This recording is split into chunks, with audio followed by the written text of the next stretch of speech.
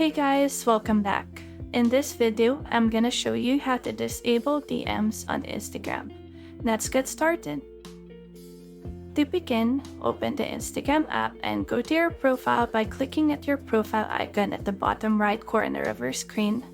Click the three horizontal lines at the top right corner and select Settings and Privacy.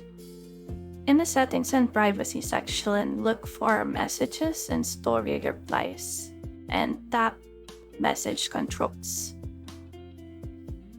This is where you can configure who can send you messages.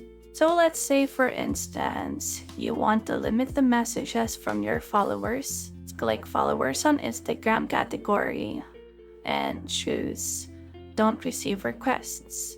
Just confirm that you want to update the settings and you're done.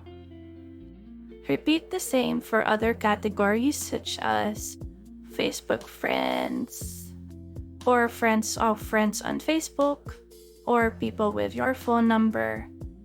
And simply go into each category and switch the setting to Don't Receive Requests.